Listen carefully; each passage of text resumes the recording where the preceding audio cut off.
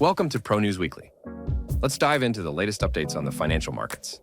The paths of U.S. stocks and the dollar are diverging, gold is aiming down, and Bitcoin is taking a breather after a wild rally.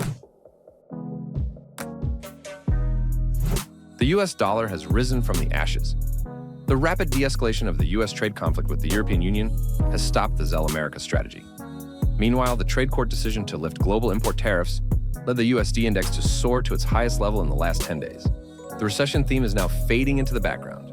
The markets will not return to the idea of American exceptionalism. Massive tariffs were introduced in early April, followed by a 90-day delay. A truce followed 145% tariffs against China. Finally, the threat of 50% tariffs against the EU was followed by de-escalation, and investors saw a pattern for future action. They called it the Trump trade. Traders bought dips in the S&P 500 and the USD index. This strategy worked perfectly until the verdict of the Court of International Trade. The cancellation of tariffs means that stagflation in the U.S. economy is unlikely. Fiscal stimulus will disperse it, and inflation will remain under the Fed's control. As a result, the USD index rebound may continue. The S&P 500 started the week in a positive mood. The de-escalation of the US-EU trade conflict and the expectations of positive NVIDIA corporate reporting allowed the broad stock index to rise. The tech giant showed optimistic revenue, and its financial results affected the entire market. It needs to be said that the S&P 500 has had a bullish trend since 2022, coinciding with the ChatGPT announcement. Buyer optimism proved to be short-lived for stocks.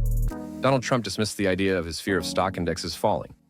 According to the president, the introduction of huge tariffs, followed by negotiations, and their reduction is his tactic.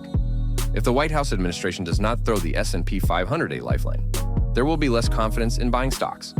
The trade court verdict has added a pinch of uncertainty, and the U.S. administration has appealed the decision. Goldman Sachs believes that Washington will find an alternative to the International Emergency Economic Powers Act of 1977. These can be invoked when imposing import tariffs.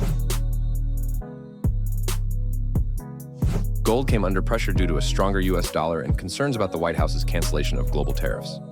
The precious metal has recently been used almost as the main safe haven asset. The de-escalation of trade conflicts and the rollback of the White House's protectionism policy have reduced investors' need for such a haven. Gold bugs could get stabbed in the back. Gold miners rarely use price risk insurance operations. Hedging volumes are estimated at 180 tons. This is an extremely low figure compared to the 2000s. Back then, it was 3,000 tons. Sales of gold to lock in profits on the core business in those years created serious pressure on the precious metal. If gold starts to fall, those times could come back. However, gold could cling to the midterm consolidation range of 3,100 to 3,400 per troy ounce. Will Donald Trump weaken the U.S. dollar with interventions instead of tariffs? Will China and central banks retain their irrepressible appetite for buying it? These questions could give some hope for gold. Bitcoin is taking a breather after a stellar rise. The first cryptocurrency hit a record high and then took a step back. It began to be seen as an alternative to the US dollar. The strengthening of the US currency forced the bulls on BTC to retreat. If Donald Trump's global tariffs are finally canceled, the US economy will accelerate, the USD index will go up, and demand for tokens will fall, increasing the risks of a pullback. BTC is supported by capital spillover from the gold market. Over the last 5 weeks, exchange-traded funds focused on the precious metal lost about $2.8 billion, while Bitcoin ETFs attracted $9 billion. The precious metal is losing its shine. Why shouldn't cryptocurrency replace it in investment portfolios? Especially since the advancement of legislation on the issuance and circulation of stablecoins creates a regulatory framework for the functioning of digital assets. Trust in them is growing, and demand and prices are rising. Investors will be most interested in whether Donald Trump's tariffs will remain in force. The White House has filed an appeal. The Supreme Court is considered more loyal to the president since judges were appointed at the Republicans' behest. In addition, there are many experienced lawyers in the American administration. They can find an alternative to the International Emergency Economic Powers Act of 1977 to justify new tariffs. If Donald Trump's aggressive protectionism is put to rest, investors' attention will return to monetary policy. Earlier, the ECB rate cut was seen as a boon for the euro. In this way, the central bank supported the Eurozone economy during the trade wars. The Fed did not do this, so Euro-USD rose.